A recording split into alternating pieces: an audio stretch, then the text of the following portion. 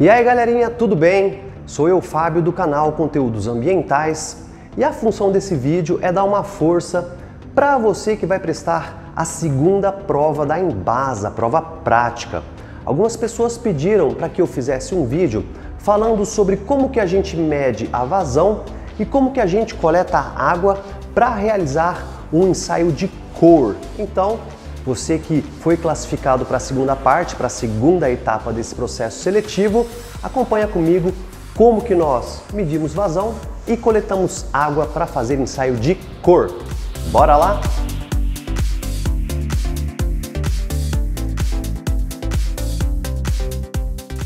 Bom galera, antes de começar a mostrar a parte prática, eu quero fazer algumas observações. A primeira é que no edital da Embasa não está claro de que forma vai ser avaliado o candidato e qual tipo de vazão ele vai ter que medir, com qual tipo de dispositivo.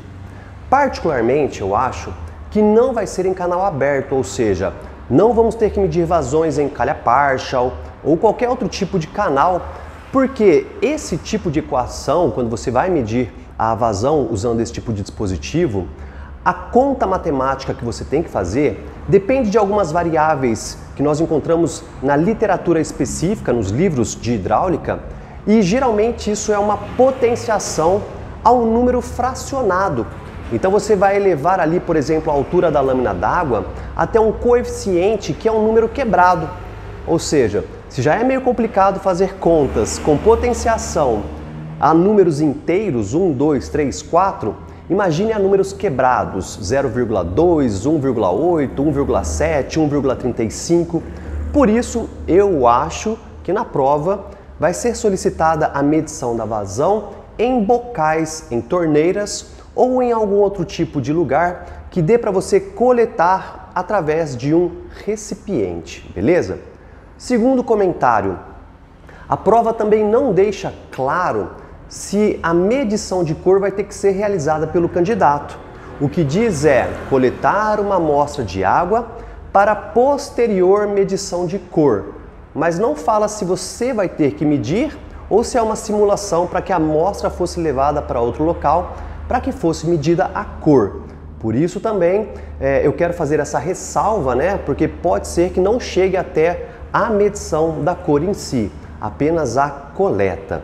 E é claro, terceiro comentário, se eu puder contar com o seu joinha, com o seu compartilhamento, com o seu comentário, isso sempre me ajuda a fazer mais conteúdos ambientais para todos vocês. Então, bora lá começar essa parte prática.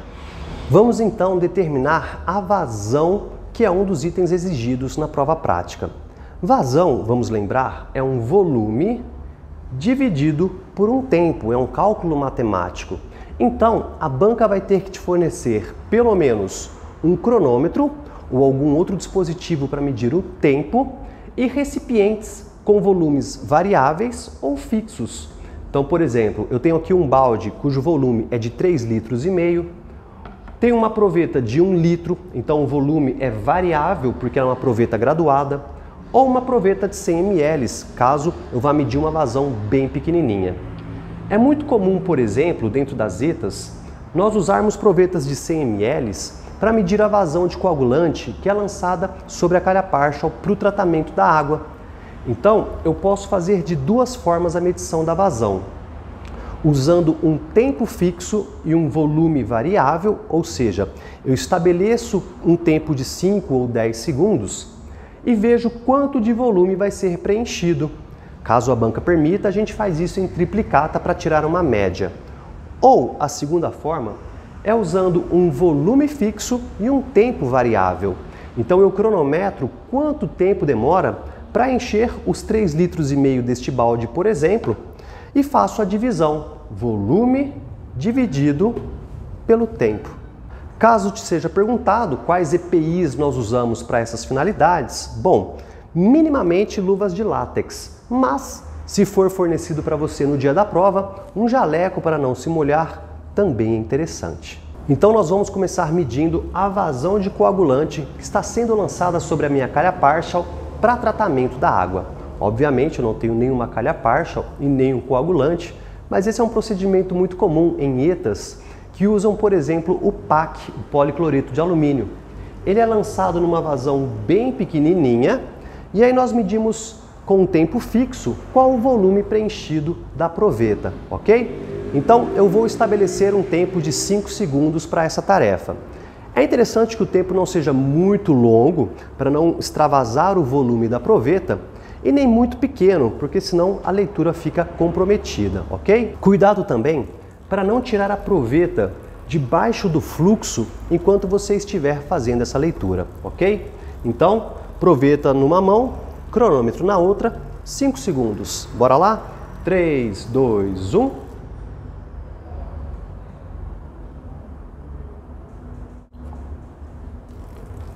Ok, então, tempo medido, 5 segundos e 13 centésimos. E para fazer a leitura do volume, é importante que você deixe a proveta numa superfície reta para não cometer erros de paralaxe. Você deve sempre medir o fundo da bolha que se forma dentro da proveta, ok? Você vai reparar que forma uma superfície côncava embaixo e uma bolha por cima. É a parte de baixo que nós usamos para fazer a leitura. Então, superfície reta. Nós temos aqui um volume de 30, 31, 32, 33 mililitros de água. Então, para saber a vazão, eu vou dividir 33 mililitros por 5 segundos e 13 centésimos. E isso dá uma vazão de 6,4 mililitros por segundo. Se eu multiplicar por 60, 385,9 mililitros por minuto. E agora você tem que fazer as conversões adequadas, ok? Lembrando que, caso seja possível, você pode repetir este mesmo experimento 3 vezes e tirar uma média. Mas se no dia isso não for autorizado, uma única medição bem feita já te dará um resultado satisfatório. Caso no dia você tenha que medir uma vazão muito maior, então nós temos duas formas de fazer isso também. Usando um volume variável e um tempo fixo, ou usando um volume fixo e um tempo variável. Eu vou começar medindo o tempo de 5 segundos aproximadamente, para ver qual é o volume preenchido, e depois o contrário, quanto tempo demora para preencher completamente um recipiente de volume fixo e fazer as respectivas divisões. Bora lá então?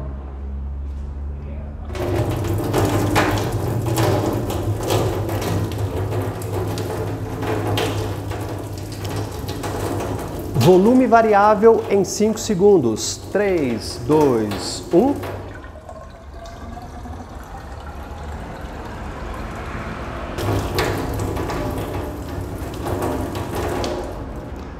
Então, eu cheguei perto de 5 segundos, 4 segundos e 97 centésimos, e o volume preenchido dentro da minha proveta foi de, tomando cuidado para não cometer os erros de paralaxe, 620 mililitros.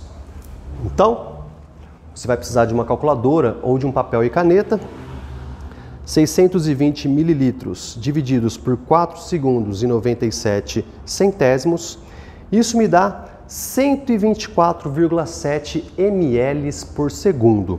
Ou, se eu dividir por 1000, isso dá aproximadamente 0,124 litros por segundo. Se eu multiplicar por 3,6, 0,449 metros cúbicos por hora, ou 449 litros por hora. Faça as devidas conversões. Agora vamos para um volume fixo. Medindo um volume fixo em 3, 2, 1...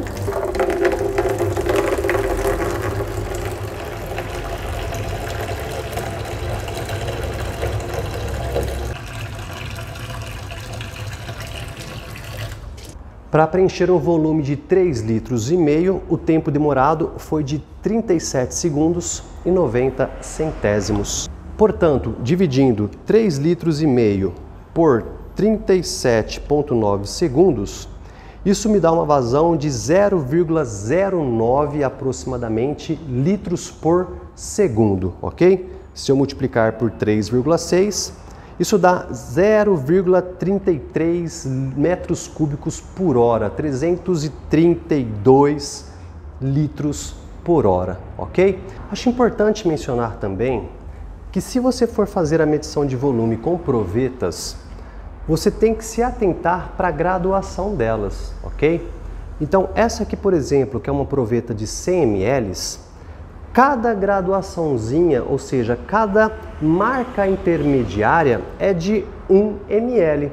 Então, eu tenho as marcas principais, que são de 10 em 10, 10, 20, 30, 40, 50, e as marcas intermediárias representam 1 ml, 10, 11, 12, 13, 14.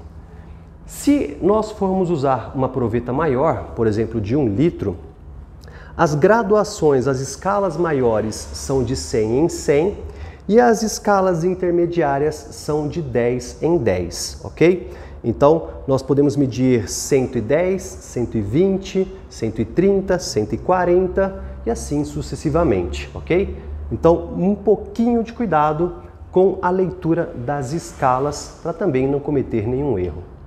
Agora então, nós vamos proceder à coleta de amostra para posterior leitura de cor. Para isso, a banca vai ter que te fornecer um recipiente onde você vai coletar a amostra que vai ser ensaiada e talvez ela também te forneça uma cubeta que pode ser usada, por exemplo, em um colorímetro digital ou num espectrofotômetro, ou então um tubo de Nessler, que é usado em colorímetros a disco ainda.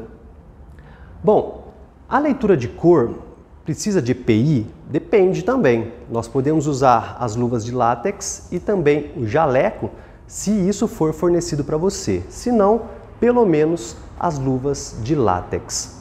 A metodologia para a coleta de amostra ela é razoavelmente simples e vai depender de cada estação de tratamento.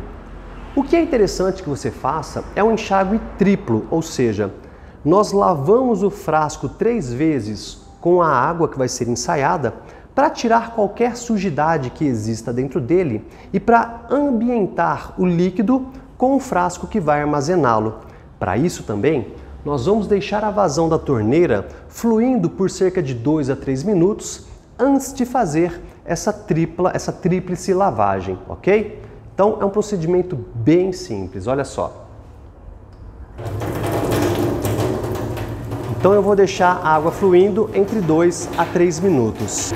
Quando você tirar a tampa, não coloque ela sobre superfície nenhuma, porque você pode acabar contaminando ela com alguma sujeira que esteja por ali. Vamos proceder ao primeiro enxágue.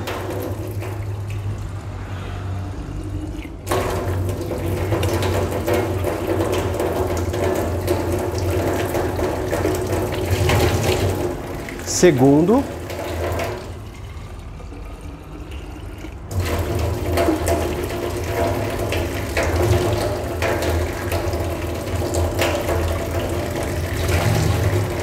E terceiro enxágue.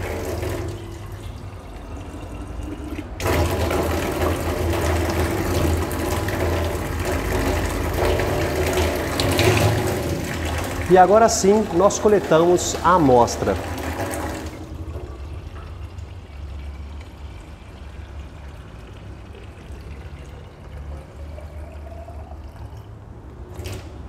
Não precisa preencher completamente o frasco, ok? Aproximadamente aqui 3/4 ou mais da metade já é o suficiente. Fechamos então o frasco e, se existir, nós colocamos isso em um banho de gelo para seguir até o laboratório. Se o ensaio for ser realizado no próprio local de coleta, então o procedimento é o seguinte: nós vamos abrir a amostra, lembrando de não deixar a tampa sobre nenhuma superfície suja. Preferencialmente, a gente coloca ela com a boca virada para cima e sobre um pano, sobre algum papel, alguma coisa limpa. E vertemos o volume dentro da cubeta. Muito cuidado para não fazer bolha ou nenhuma outra coisa que possa atrapalhar no resultado. Preenchemos a cubeta completamente. Fechamos o frasco. Se tiver alguma bolha, você pode descartar esse fluido e começar de novo, ou dar pequenas batidinhas para tentar soltar a bolha. E finalmente, com um papel limpo, seco e macio, nós limpamos muito bem a superfície do frasco para poder proceder à leitura. Antes, é claro, nós colocamos o branco para zerar o equipamento.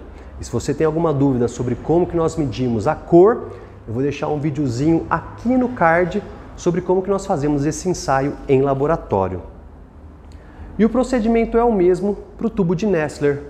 Então, vertemos o líquido bem delicadamente para não deixar o volume fazer bolhas ou extravasar, sem fazer muita sujeira.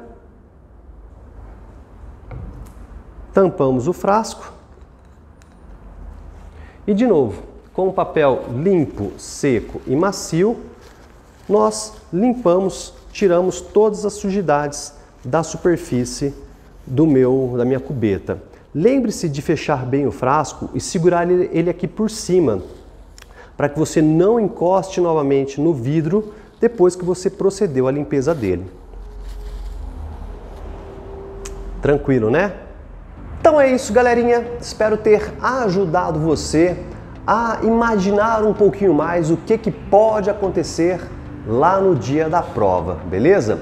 Eu espero que você fique confiante, tranquilo e seguro, porque a sua vez vai chegar, tá joia? Para você que aguentou até aqui, muito obrigado. Um abraço, um beijo e um queijo e até o nosso próximo vídeo.